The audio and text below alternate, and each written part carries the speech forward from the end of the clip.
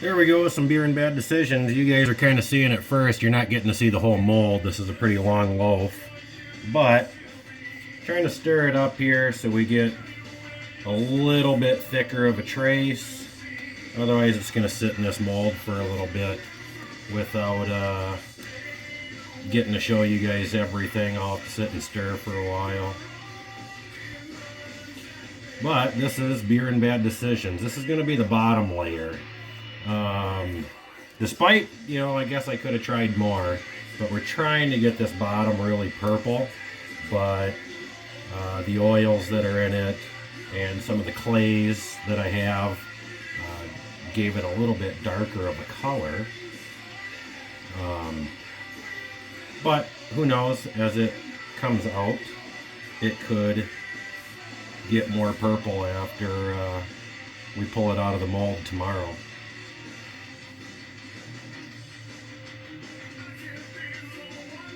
Just not a thick enough trace yet to pour it. I mean, we got a good solid medium trace going. I'm gonna be out of the camera here for a second. I'm gonna give it a little stick blend to help it out.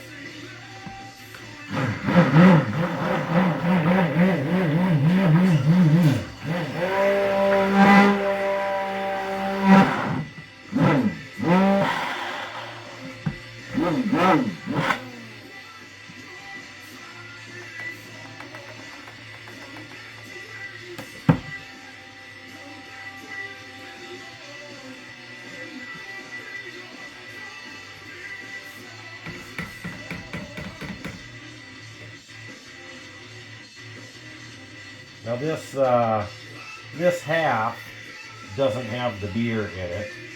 This half is our spring water that we showed you guys on the video in the past. The top half has the beer in it.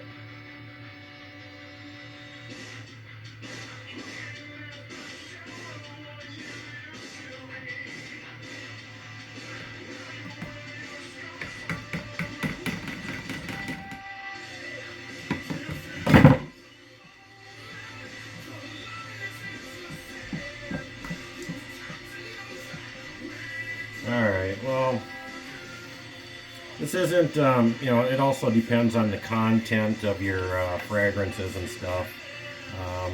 Something like Bayfield will thicken up to a trace really quick. I typically don't even like stick blending that one, but we're going to pour.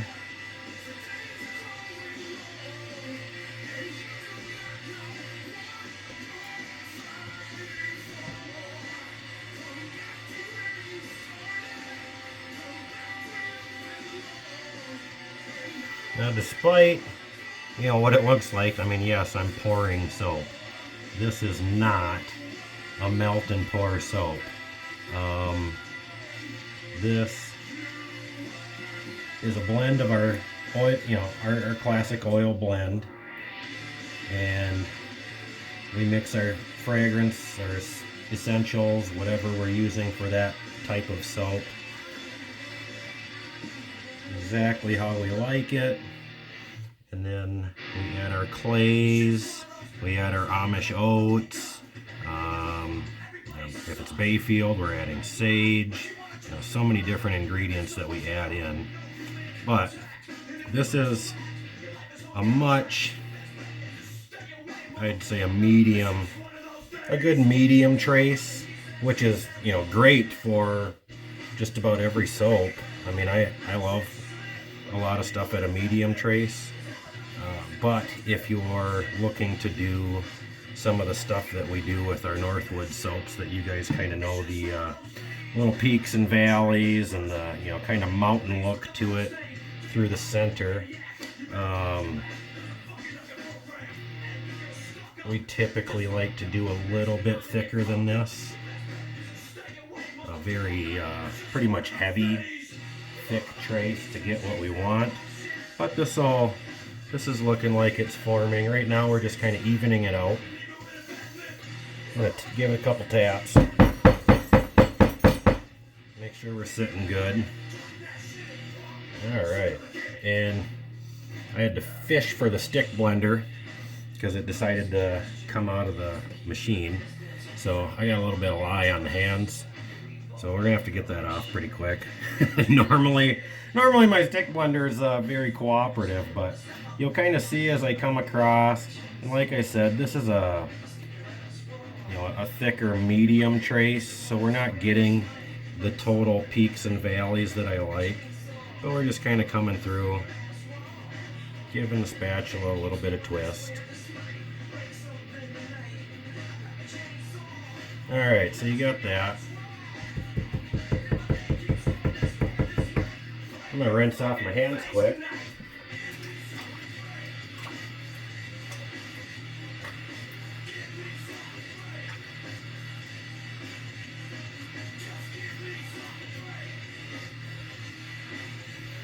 Starting to have a little bit of a sting to her, so it's time to get it off. And that's one of the deals you get when you mess with lye. Yes, you should wear gloves. So don't think I'm not advocating any type of safety. I'm going to come in here again with just a different spatula. We're going to see if maybe it'll hold up a little better this time. Maybe we can get our peaks and valleys a little nicer. And because it's Beer and Bad Decision, we're going to give it a little flash. You guys kind of ask sometimes about what we use for that thin little stripe that's in the middle of our soaps, and it's a powdered mica. We're going to throw some in right now, and you'll kind of see me come across, just dancing it a little.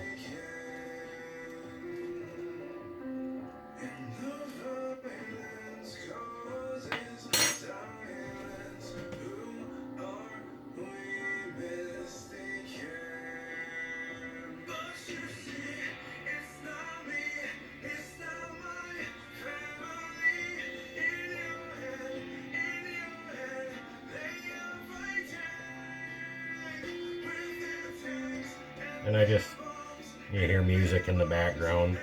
That's just Sirius Octane radio. So, no specific soundtrack that we listen to here.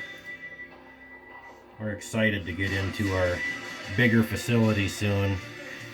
But for right now, it's still fun just doing the tiny little handcrafting because I've always enjoyed doing that. Alright, so there's our thin little layer of pink.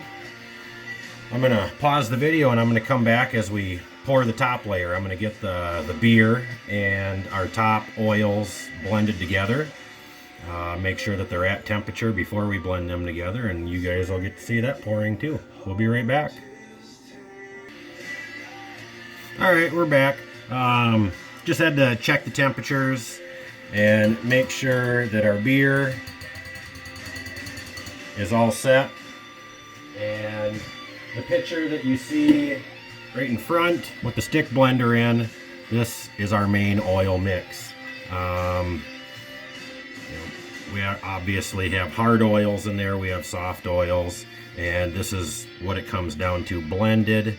I believe here with our Beer and Bad Decisions, our top layer has a little bit of Rasul clay, some rose hip powder, and of course our organic Amish oats. We love using that. I'm going to give this a quick spin to make sure our clays are in. And here comes the fun part. And a little dark, but that is our beer and lye mix. So I'm going to try to get this cord from my stick blender out of my way. And we'll kind of add this in. And I'm just going to stir by hand right now.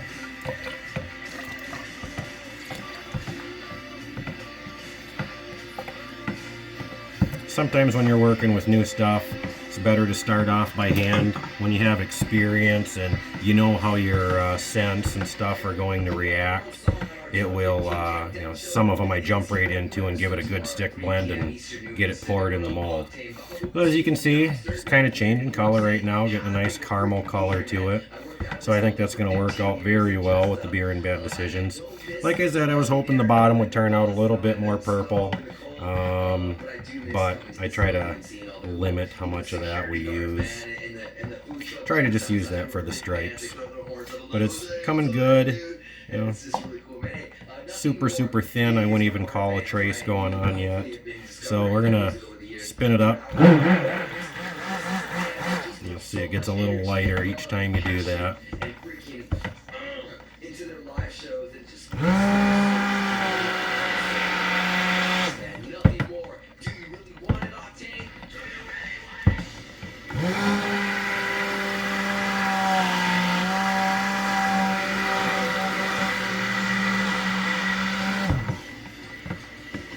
Coming along.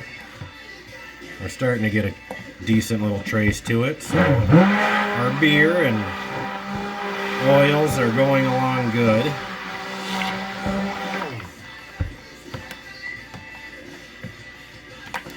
Now, I don't want to go too thick with this, but I do want a nice little trace. I think we're good right here. We're going to set that off to the side, grab our spatula.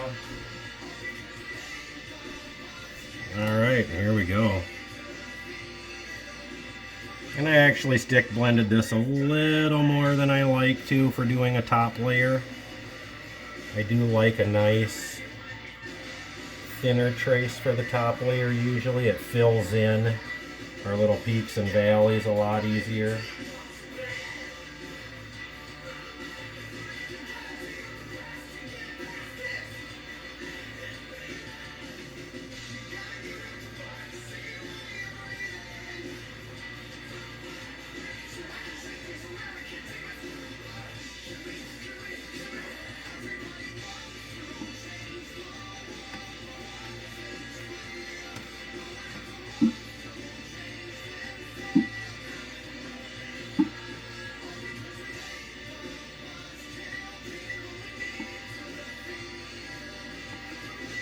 Try to get all this soap out of here for you soap loving customers.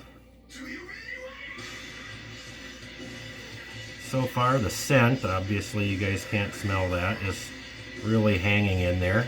It's always one of the deals when you're working with a new soap that you kind of worry about. So we're hoping the true and official scent of Beer and Bad Decisions will hang in here.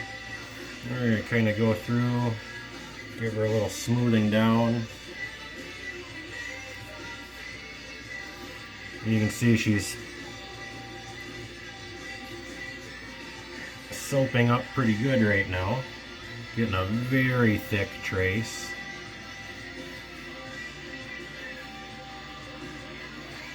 We're doing this to help fill in some of the bubbles from the thicker trace and the peaks and valleys. Of course, try to get everything we can inside that mold.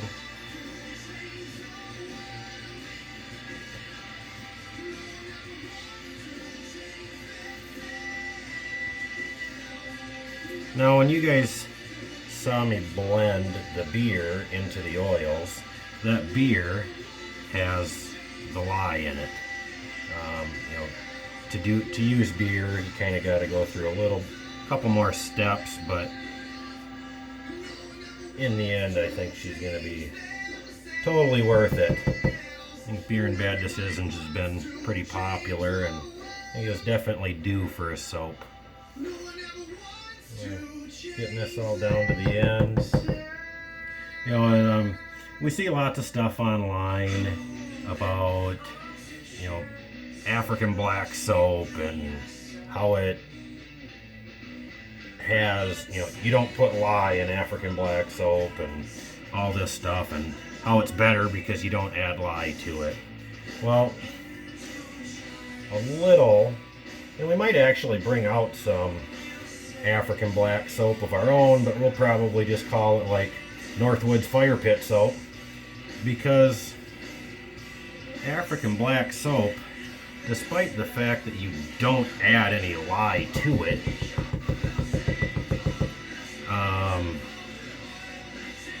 the only way to make soap is with lye.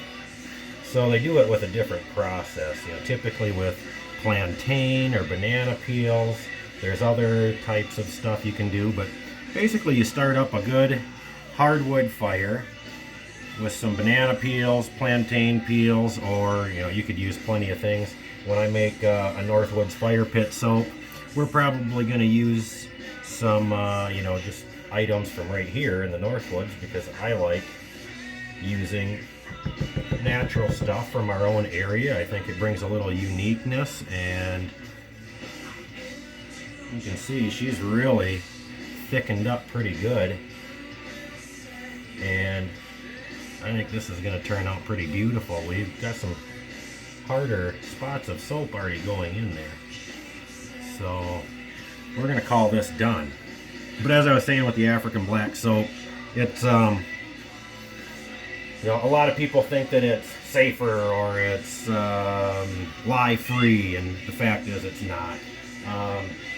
What happens is you take your hardwood ashes and the ashes from the plantain peels, banana peels, what have you, and you mix that in. You mix that in with your oils. Actually, before you mix it in with your oils, you mix it up with water. You mix it in with your oils. So you're just taking ash from the fire, mixing it with water, and then your oils. Well, what happens is when you mix that water with ash, you're creating lye. You're just making it in its own natural way. So you're still having lye. People like to point fingers, say it's better, say it's healthier. We'll make some. Like I said, we'll call it fire pit soap or something like that. But we'll make it, of course, by hand. And we'll probably demonstrate that process too, because it gives a good idea of why, how it works. And if you're going to make soap needs lye, and if you put ash and water together, you make lye. So whether you're throwing ash and water on you to make lye, or you're taking lye that has been already made, it's still lye, whether anybody likes it or not. And it really comes down to a matter of how people use their lye, how well they know soap making. We're talking different amounts of water, different amounts of lye, super fatting. There's so many different things you can do to change the ideas and what your soap can do, moisturizing effects and stuff like that. We do super fat. I run my oils at a certain percent compared to the lye. I always like leaving. That's the part of super fatting, is leaving oils to be excess and left in the skin. I just kind of covered that top part with saran wrap here. Make sure it stays nice and covered and fresh. And then what I'm going to do, and I do this to a lot of our soaps, is it's called gelling. And I'm going to go grab another mold that I have and set it up on top. But kind of a cool little deal. You get to see a little bit of making a loaf of soap. We do lots of these, quite often. We're getting into the time of year where we're really having to crank them out. When we get into the new building very soon, we'll be able to, we'll probably keep around 3,000 bars on hand, just to keep you guys all supplied, because besides online, we do wholesaling here locally. You can find our products at Avalon Floral on Water Street. They have our soaps, and you can find us at farmers markets. You can find us at vendor fairs. We like getting in contact with the people. I think you guys see that when we do our videos. For people that get to see us in some of the groups that we do videos with. And hey, thank you guys for checking this out. Hope you guys enjoyed it. I know this isn't the prettiest looking loaf, and I didn't go through all the steps, but some of that stuff I like to kind of keep to my own, because we do certain things with our recipe to try to be a little bit different and try to be great for your skin, and your hair.